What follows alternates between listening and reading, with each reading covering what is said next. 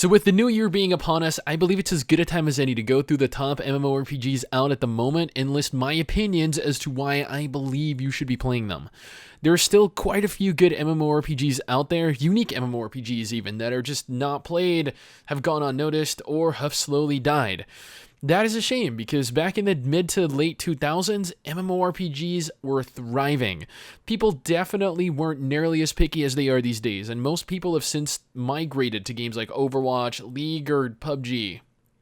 All of which are fine games, mind you. It's just that the MMORPG genre is being abandoned because we don't have anything to compete with games like these. The games left that are holding their own and attempting to fend off the proverbial Grim Reaper are so few in number that should they fall, so does the genre itself. So, with all of this in mind, where are the majority of the player base congregated, and why are they playing them? Let's just take a brief look. With arguably one of the largest populations in an MMORPG, Final Fantasy XIV is also the only Japanese MMORPG left standing. As in, with any semblance of a population left at all. Final Fantasy XIV offers some of the largest story-driven content I've ever seen in an MMORPG. Every new update Square Enix pushes out has additional content aimed specifically at the story. The entire premise of the game revolves around the story and the storytelling being one of the largest attractions for the game. It's exemplary storytelling. It is told in a way that completely captivates you. It pushes along the game. It provides each and every area in the game with background and purpose. I'm surprised this isn't really a more commonly reoccurring feature in MMORPGs. Final Fantasy XIV also offers a PvP system, but unlike most MMORPGs that allow you to wear PvP gear in PvE and vice versa, Final Fantasy XIV has gear specifically for both. There's also no open world PvP at all. All PvP in Final Fantasy XIV is completely instanced, meaning those of you that aren't fond of PvP and want a PvE-centric experience can sit back and relax knowing that you will not get ganked.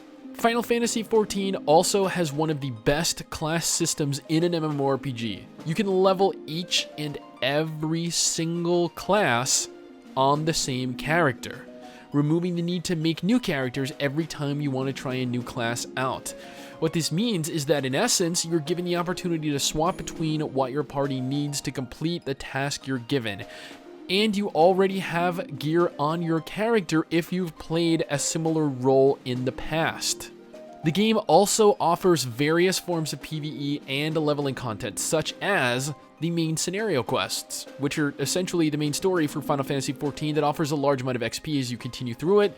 Side quests, low XP quests done in each zone if you want to learn more about the zone you're in and the inhabitants of each one, pretty similarly to any other MMO. Fates, small open world events that take place in every zone of the game that have groups of players participate in small little skirmishes for a percentage of XP based off of participation. Palace of the Dead, an instanced tower that gets progressively more difficult the further you climb. You have a character made specifically for this, and you level it like you would outside of the dungeon. It's actually an incredibly unique feature, and I think it's a wonderful addition to the game. Dungeons and raids, essentially what they are in every game.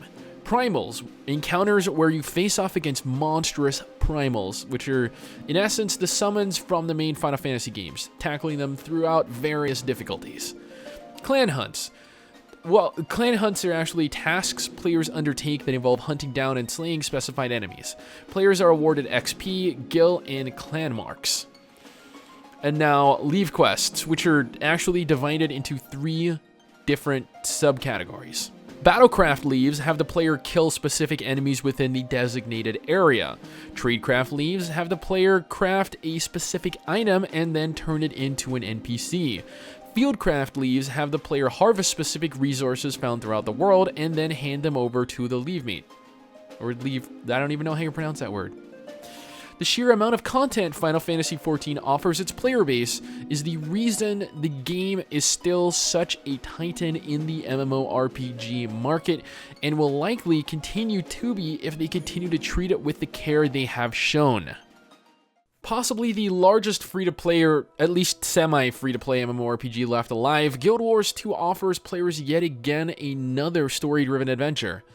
Taking a different direction of Final Fantasy XIV, Guild Wars 2 offers quite a bit of story. Not nearly as much but a different form of storytelling. You're given the option to make choices during your story that affect the general route your story takes, the NPCs you end up getting, and the shape your story ends up finally leading you down. The story itself is shorter, not to mention gated behind large level gaps, granted, but the story is no less a significant part of the game. Guild Wars 2 also has a PvP system that, once again, is more or less instanced. Not in the same way as Final Fantasy XIV. I mean, it does offer the traditional arena-style group versus group combat that Final Fantasy XIV does, but Guild Wars 2 also features world versus world battles. Battles that take you to an entire region-sized instance, void of anything but rigorous battles between worlds, or servers duking it out to show that their server has a larger pool of EP-obsessed professional PvP players. All attributes, runes, sigils, and gear are completely irrelevant in the traditional arena maps. Instead, all player attributes are normalized, and players must instead select from a pre-established set of runes, sigils, and a PvP-specific amulet, along with a set of specializations in the PvP build panel. Guild Wars 2 also offers a unique class system as well, utilizing a weapon-based skill system, having individual skills that are instead determined by the weapon or weapons you choose to use. The game also offers various forms of PvE and leveling content as well, such as your personal story, which is essentially Guild Wars 2's equivalent of the main story that you play through over the course of the game. Renown Hearts, which are fixed areas within each zone that provide players tasks to accomplish that can also lead to chain events taking place and unfolding in the zone you're in. Dynamic events, which are essentially replacing the traditional questing system. Dynamic events play out the same way, more or less, as quests normally would, except you acquire them automatically and there are no quest NPCs to run in and complete them at. And finally, dungeons and raids, which once again are essentially what they are in every other game. The second largest buy-to-play MMORPG, Black Desert Online, is the polar opposite of both Final Fantasy XIV and Guild Wars 2. See, where both of the aforementioned MMORPGs provide players a linear story to progress through, a narrative that players can sink time into learning about and becoming enthralled with, Black Desert Online offers players, well,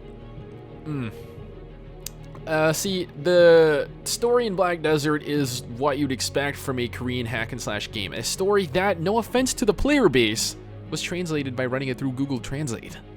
Both the story and voice acting in Black Desert are quite poor, which struck me as strange that it remained so popular. The popularity, however, comes from different areas to both Final Fantasy XIV and Guild Wars 2. Black Desert gives the player a significant amount of control over their character in the overall game. With a lack of story, or a lack of a goal more so, you're left with the ability to play how you want to. Black Desert is open-ended, in so that there is no actual end to the game, and there is, as such, no actual end game to speak of. This gives player a sense of freedom that no other MMORPG does. You don't need to run the same dungeons and raids over and over for years while waiting for new content to be released. You don't have to worry about new gear coming out with every new raid tier. You don't have to learn dungeon and boss mechanics. You play through what is generally considered the best combat system in an MMORPG to date, mastering various skills and combinations while cutting through both players and monsters until you log out. Or instead, participate in some of what Black Desert has to offer their players outside of combat. See, in Black Desert Online, players are given the option to craft, gather resources, trade, capture and breed horses, fish, farm, manage nodes and workers, focus on decorating your home, and more. You're given the freedom to actively participate in whatever you want at whatever time you please. You can spend weeks without even engaging in combat at all, which is something no other MMORPG can say. Black Desert also provides players the ultimate toolkit for creating some of the best characters in MMORPGs.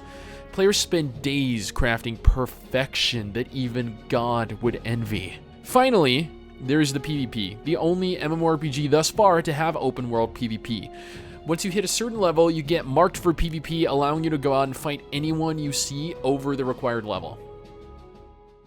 The largest buy-to-play MMORPG, and also harboring one of the 3 largest populations in an MMORPG currently, Elder Scrolls Online, actually offers people an Elder Scrolls game that is the result of an unplanned culmination of both the Elder Scrolls games and Guild Wars 2, which is in no way a bad thing at all. See, the Elder Scrolls Online, like both Final Fantasy XIV and Guild Wars 2, has a fairly large emphasis on storytelling. Not in the same way, though. I mean, allow me to once again elaborate. Final Fantasy XIV gives players a large linear story that you play through over the course of the game. Guild Wars 2 offers players a smaller story that has the option to diverge into several different paths, shaping a different story each time. Elder Scrolls Online's narrative is linear, more or less, but it has a large emphasis on zone storytelling and side quest storytelling, much like the core Elder Scrolls titles. This makes each zone you go to and various NPCs you meet hold actual importance, something most MMORPGs are incapable of doing. Furthermore, ESO expands and goes further into the Elder Scrolls lore in each region, providing more than any official Elder Scrolls title has in the past. Like the first two titles in this video, the Elder Scrolls Online offers instanced PvP in the shape of realm vs. realm. Unlike most MMORPGs that have PvP features, ESO doesn't actually utilize a small-scale PvP system. Their only form of PvP is roughly the same as Guild Wars 2's world vs. world, just with additional features added to it. However, at its core, it is a large server versus server battle. The game, like always, takes on various forms of PvE and leveling content such as Dark Anchors, small open world events that take place in the zone you're in that can be completed in groups for XP, world bosses, which are hulking bosses that appear in the zones you're in that often require a group to take down but offer some sweet rewards. Dungeons, which are pretty much what you'd expect out of something entitled Dungeon. Public dungeons, which are essentially dungeons that can be entered publicly by other players, which is actually a pretty cool feature in all due honesty. Trials, which are more or less similar to raids, featuring content that requires more than one small several-man group to tackle and complete. And finally, arenas, which are doable in a group or completely solo. You tackle wave after wave of monster encounter, and you get rewards based on how well you ended up doing. By far the most populated MMORPG, World of Warcraft has been leading the MMO industry since the late 2000s, offering what MMORPG after MMORPG have tried to replicate since its release. WoW brings with it one of the largest worlds I have ever seen in an MMORPG. This is, of course, due to the fact that it has been around for so many years, has had so many expansions, and is actively worked on year after year. So, what has kept WoW popular for so long has actually changed over the years. In its original iteration, and well into Wrath of the Lich King, WoW was a very, very difficult beast to tackle. Encounters were difficult, PvP was fun, you required groups to do anything, and things were much, much more difficult than since you were grounded. These days, things have changed. With so much content, it's a little difficult to pin down exactly what keeps people playing, but it's definitely a combination of the following. Transmog, or Slotmog, whichever you want to label it as. Faction reputation that unlocks new gear, items, mounts, and more. Mount farming, since there are literally hundreds of unique mounts to farm. Zone story quests, which, are zone story quests. They function more or less similarly to the games listed earlier. Main story quests, which are more or less functioning as a gateway through to endgame. Professions such as mining, herbalism, various forms of crafting and the like that all give you access to important potions, new mounts, crafted gear, and more. Dungeons and raids, which have always been an important part of the game. And a unique class-specific questing system at your class hall, strengthening your artifact and unlocking new PvE-specific and PvP-specific talents and skills.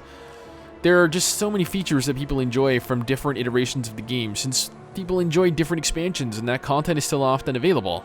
World of Warcraft also offers both PvE and PvP servers for people that want to participate in open world PvP, and those that just prefer it instanced. PvP takes on two forms in WoW. One, open world PvP, has you being able to fight the opposite faction almost right from the get-go. The other takes the form of instanced arenas and battlegrounds where you enter with groups and fight until you either emerge victorious or get called a scrub. One of the two. Now, I am aware that each game offers more than what I went ahead and listed here. I do get that, but I wanted to list, more or less, some of the things that made each game stand out. As these are some of the most popular MMORPGs on the market, I figured I would, especially since 2018 is here and we have with us another entire year worth of playing MMORPGs. So, with all of that being said and done, which MMORPG do I believe is worth investing your time into the most right now? I have a feeling you guys are going to hate me for this, but with Battle for Azeroth and Classic servers on the horizon for World of Warcraft, we could be seeing it break records with the number of players playing it in the future. So I feel like World of Warcraft is your best bet this year, followed by Final Fantasy XIV, Guild Wars 2, Black Desert, and then the Elder Scrolls Online in that order personally. You're welcome to disagree, just state your reasoning behind why you do. I hope you find what you've been looking